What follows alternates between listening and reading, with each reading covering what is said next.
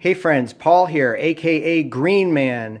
I started planning for this video with the idea of showcasing some of my favorite kitchen knives, including the versatile Victorinox 4-inch paring knife, in combination with my favorite inox opinels for the kitchen, and some other knives as well.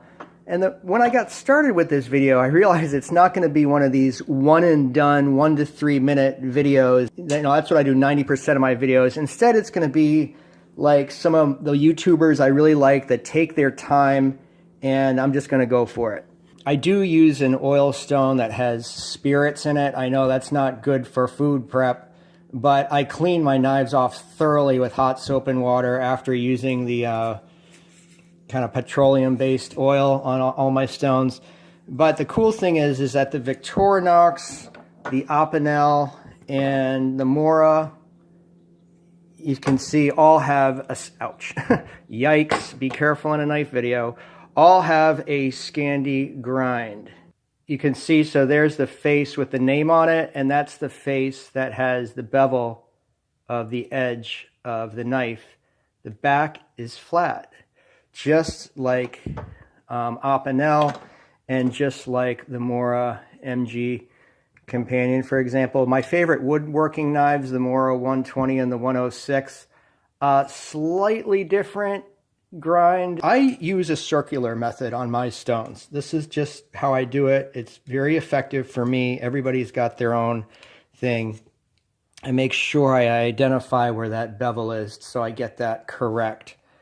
And then really taking my time to find that edge. You'll feel it bite into the stone. Got to be really careful about this. This knife is pretty dull. You really want to feel it. You don't rush it. You don't rush through this. You really want to get that bevel right. You'll feel it grab in. And this is what I mean by a circular motion. If the stone's pores get clogged sometimes, and this stone does have some cloggage around the edges, what I do is I just take some rough sandpaper, or you can take a wire brush and you can use that as an abrasive on the stone to lift up those stone particles that are embedded in the pores of the stone. You can see I'm doing this circular motion right to the base of the knife there, right up against the butt of the handle. Something interesting about the tang of these Victorinox you might be interested in. I took a flashlight to it in a dark room before the video. I've known this before, but I wanted to verify that this from, let's see, let's get this right. It goes 1.5 inches back from right here. So the tang of this thing goes to right there. That's it, guys. But you know what? It's that same molded plastic. It feels to me the same principle as a Mora, for example. And man, I've used this knife out in the bush, in the woods for years, really banging on it, batoning all over the place, etc. And you know, it's kind of indestructible, at least for my level of working, and probably most of you guys. And I feel the same way about this little Victorinox. So despite having that shorter tang, and again, I mean, we're only talking, you know, right there. That's where that steel goes in. I don't know how they do it to make it so strong like that. Or perhaps it's just the physics involved of where the torque, or not torque, but where the the power is generating downward on a knife. It just does not strain and stress the plastic there as much. This is feeling really good, by the way, this sharpening this.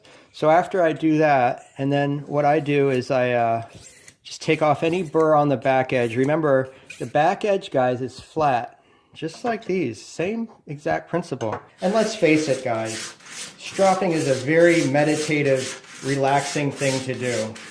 Just go gently back and forth.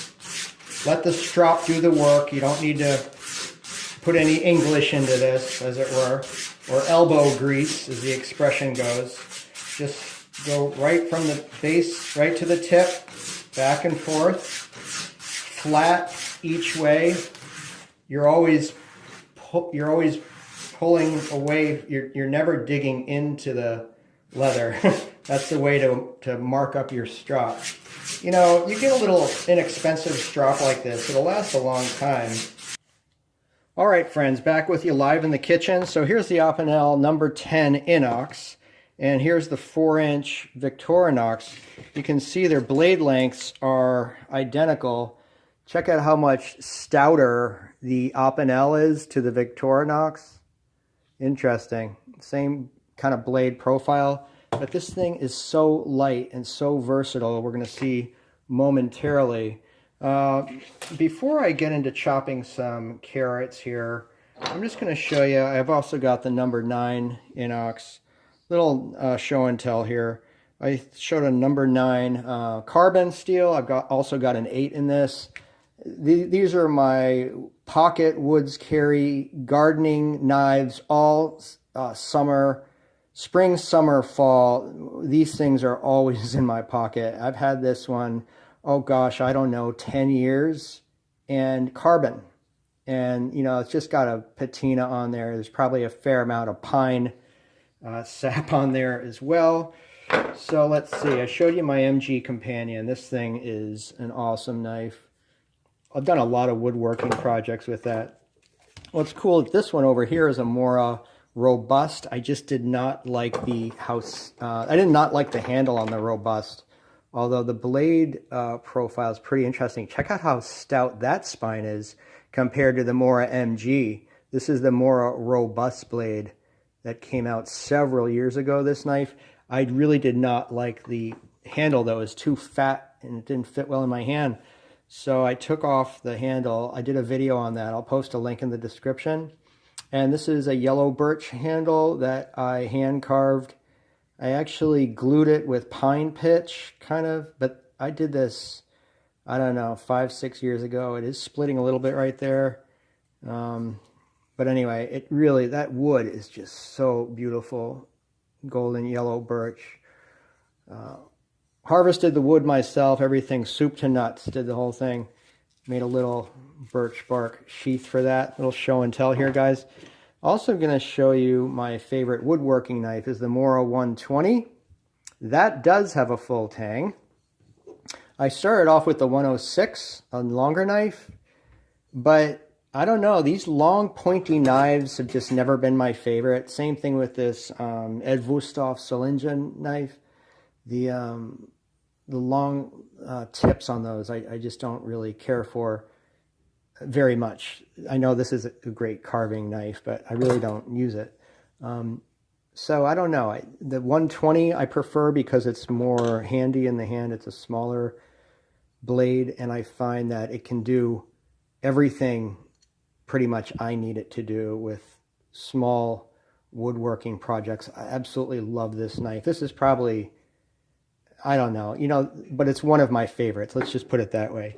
I don't advise using the Opinels for raw meat because of the collar, you know, because bacteria can get in there. When I wash these, I crack the collar open and dry them like that, so it drains out completely. But for cooked meat, I use these all the time. I use this Victorinox 4-inch paring knife all the time. I know it sounds crazy. Look how it's pretty thin too, but I'm going to show you in a minute. This thing is just so versatile, and I absolutely love it. There's a serrated cousin to it, which is the first one I got.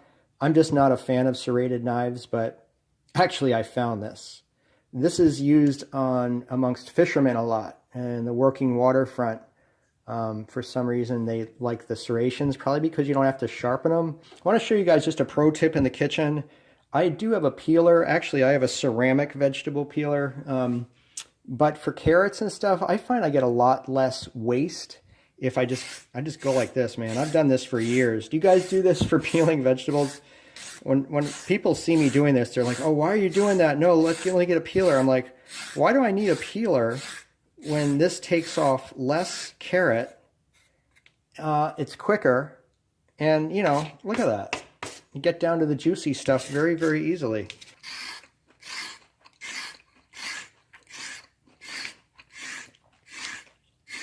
Starting off with the number 10, inox Opinel.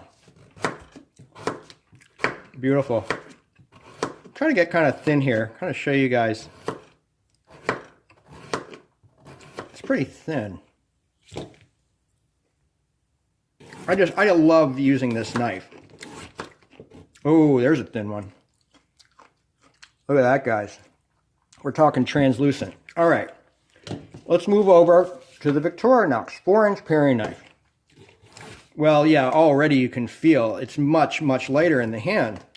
But, I mean, look at the thinness right out of the gate. It's like translucent city just immediately. It's a thinner profile. I mean, my God, guys. Like potato chip. Wicked. You do have to put a little bit more into it, like for slice. Look at that, man. Such long, beautiful slices with the Victorinox. Okay, but chopping. Let's try chopping. You know, not bad. All right, let's check out the Ed Vostov chef's knife on this carrot and just, you know, we're just comparing. Oh, yeah. See, there's really no comparison, man. Actually, you know, I started off this video wanting to say how much I loved using my Opinels for kitchen. Man, that's pretty, I'm getting pretty darn thin there with the Ed Vostov. That's translucent. And you know what? Just picking this up in the hand, maybe I really don't know what I'm talking about and that I should be using the Ed Vostov because this thing is a machine. I mean, this is going right through. All right, now what I want to do though with the Ed Vostov is let's see if I can get into that slicing. No, that ain't bad. That is really not bad, guys. Man, I'm having second thoughts. Maybe I should be using my Ed Vostov more.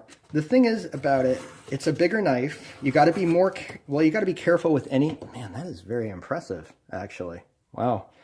These things are just so expedient just to grab. You know, they're light, they're quick. They're safer than yielding that monster around in the kitchen. So there's my video. I hope you like it. It's been fun to do, and I look forward to reading your comments below from you fans of Opinel and Victorinox. Do you have one of these little paring knives? You should pick one up. Actually, a commenter in one of my videos, I just read about this last night. It kind of inspired me to do this video.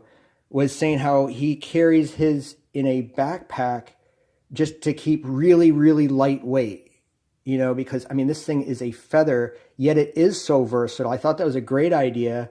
And he was also saying it's too bad Victorinox does not make a carrier for it, a case for it, like Mora does, you know, and any one of their knives. These go for the woodworking knives I was showing previously for that one. But it is too bad, and this commenter was proposing to use a toothbrush, a hard plastic toothbrush case, perhaps rigging up something like that. I thought that was an ingenious idea. So please post more about that. If you do have some ideas as far as carrying this little guy around, I would be really curious to know what you guys come up with for that. Let's see, this is some... I believe this is black cherry wood right here. Very dry. Pretty hard wood. Let's see how this Victorinox paring knife can slice through some black cherry wood. Well, let me show you the flakes that are coming off that are mixed in with the carrot shavings here. That's what the Victorinox is taking off. It's taking off stuff like that. Not super impressive. Let's check out the Opinel number 10. I already know how this performs. Yeah, I mean, you can do a woodworking project with this. I mean, I can take off hunks of that wood with the Opinel. So, I don't know. Bushcraft, I don't think so. This is really the monster for this kind of stuff. There's your wood carving knife. Beautiful. Very nice in the hand. And let's see, the more companion MG carbon. Always carbon with me with the outdoors knives. The only time I use inox is in the kitchen.